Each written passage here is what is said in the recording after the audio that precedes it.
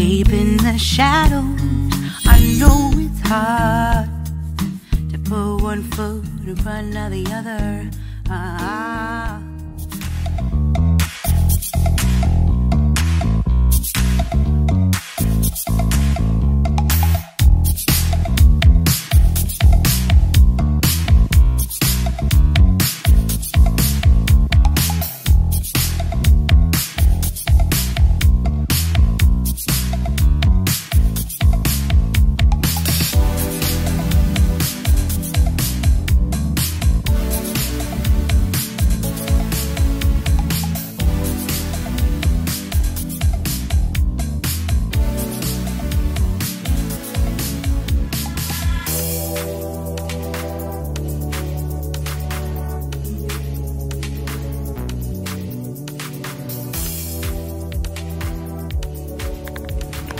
Hi mga ka-Hot-Sauce! Good morning! Welcome again to my YouTube channel. Another day, another arte mo pa. Dito tayo ngayon guys sa may parang tinatawag natin ng Intramuros ng Manila. So ituturo ko kayo at itatravel ko kayo dito sa may Singapore.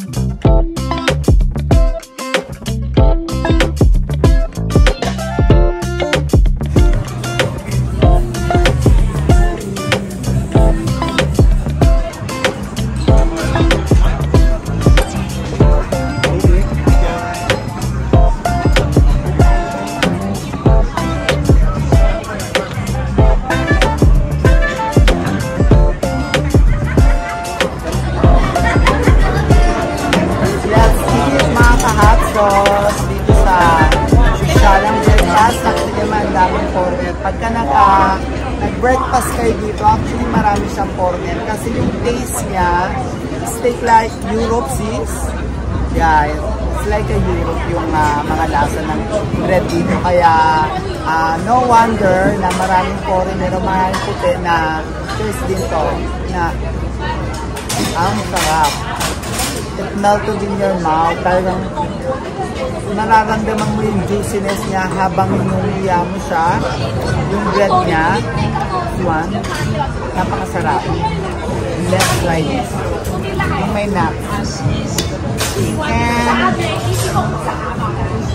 they serve it warmer. So, kaya kada-katat mo, crunchy, and then yung loob niya, napakalinamnam. Sobrang sarap. And you need to try this restaurant pag pumunta kayo dito sa may Singapore. So, yun lang yung lugar niya sa binigtukan niya sa may MRT station, pinaka-last station. Andun lang siya, as in, ano lang siya, lalakadin mo lang from train station going to here.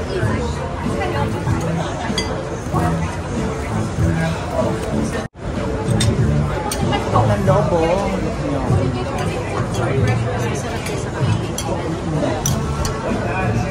Basta, promise,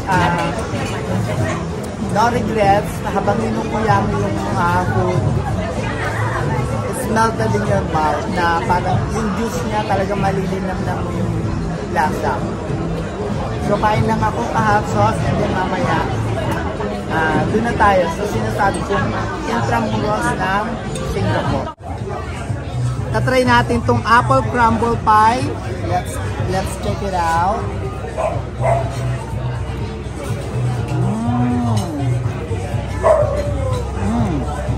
Mapapa 360 yung mata mo.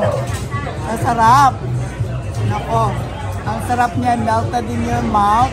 Not too sweet and a little bit asim ng lemon. Napakasarap niya. Tamang-tama yung blend niya. Konting-konti lang yung mixture niya. Ang sarap, guys. Perfect na perfect. Muy bien. To finish our breakfast, I always recommend to drink orange juice. Purpose nito para to cleanse our palate. So, let's try this. Para nawawala yung amoy ng mga pagkain. So, nare-refresh yung ating palate. Try this. Perfect. So, ganun lang siya mga kahatso. Let's go!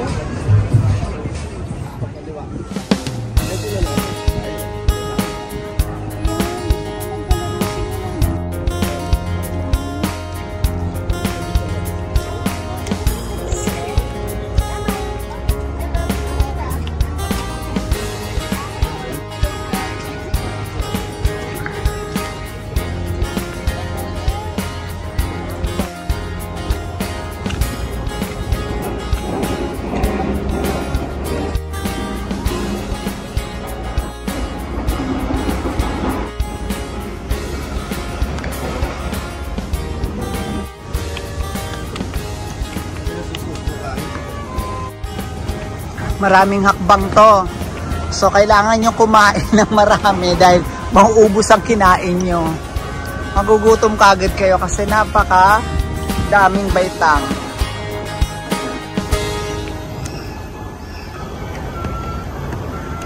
So, inihingal na ako.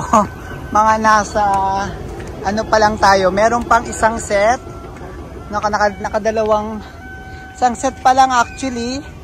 Pero inihingal na ako. So, akyat pa tayo doon.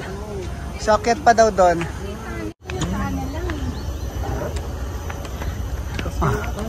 Pero, another option pwede. Hindi kayo umakyat dito ha. Pinakyat lang kami dito ng isa dito. Nang ang gigigil ako eh. Pero ang ganda. Kahit inihingal ako. Laban lang ka hot sauce. Wow. Nakaraos. Pero wala namang special view dito.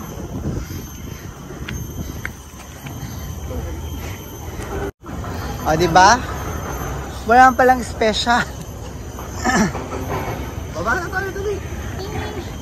Special lang. Gusto yung mapagod. Andali, papahinga muna ako. Naubos yung kinain ko. Andali lang ha. Pahinga muna ako saglit. Give me 2 minutes. Yan, pababa na tayo. Nakapagpahinga na ako. Let's go.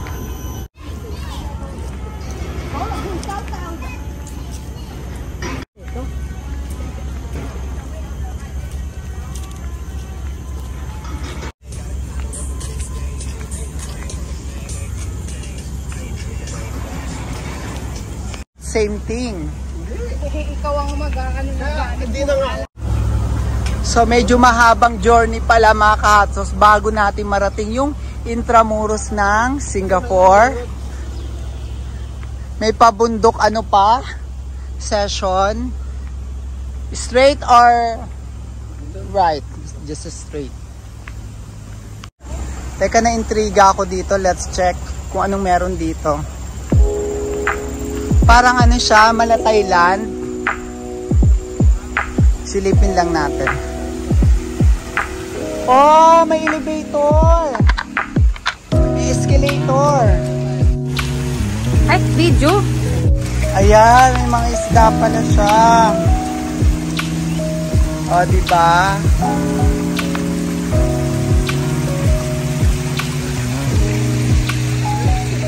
Oh, let's go na. Mag-wish ka nito, Archie. Pala sinilip ko.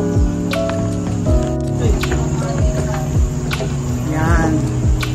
Ay, nako. Guys, may elevator dito kung ayaw nyo mapagod maglakad-lakad doon. So, dito kayo. Sa escalator pala. O, diba? Mas convenience. Pero kung gusto mong mag-marathon, ayan, may hagdanan dito. Pwede kang maghagdanan. Exercise. Ako hindi ko carry.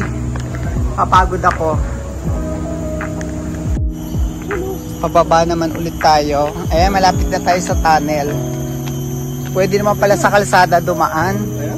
Pero mas mas adventurous kung aakyat kayo tapos bababa kayo bago kayo pumunta sa tunnel. Lapit na tayo.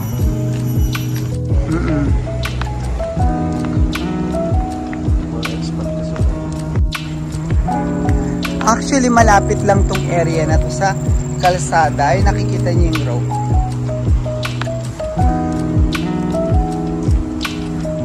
Ito, tong katabi na to is hotel to. Kung gusto niyo mag-hotel, ayan.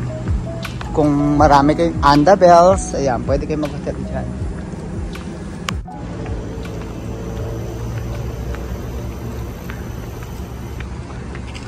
Pagka may time pa, punta tayo sa may Raffles. Doon talaga maraming foreigner doon. At maraming nagja-jogging na apam, mga hot sauce, tambay, bar. So, kung gusto nyo makakita ng something new na parang nasa Europe kayo, na parang wala kayo sa Asia, punta kayo sa may Raffles, yung tambayan doon.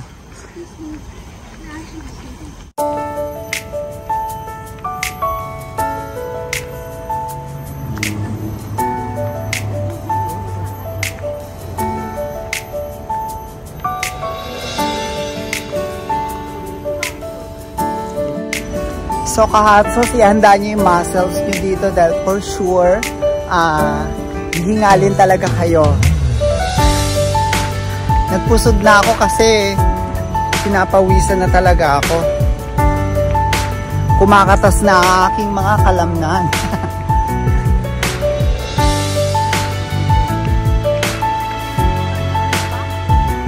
Ganda, diba?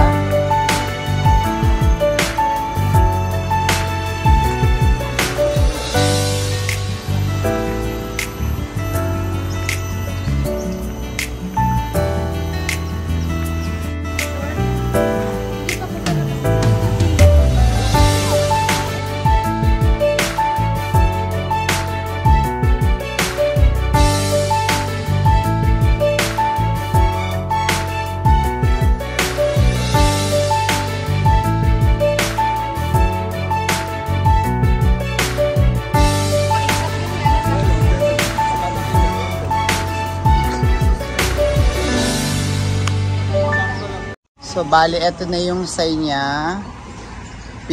Pinaka-arko niya going sa tunnel. Let's go. Yan. Nakatulad mo sa kanya. May dala kang pamaypay, di ba? Yan. Hila talaga. So, kung gusto mo mag-take ng picture, dyan, for the Instagram picture, ayan, kailangan mong pumila dito. Diba? Blockbuster ang pila. Excuse. Video muna natin tong area na to. Dahil maraming mahaba pa yung pila. So, dito muna tayo.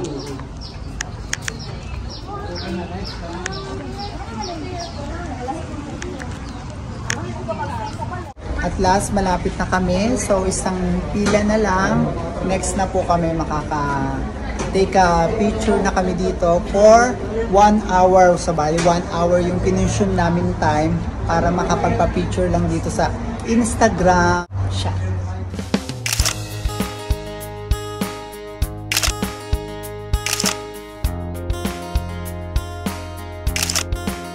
Uwi na kami. Natapos na rin yung aming shot. After 1 hour, o diba? Ang ganda kasi ng photo doon, so pang Instagram talaga. In fairness, di ba? So, pauwi na kami mga ka-hot sauce. Ito ang aming other mga Pilipina kasama.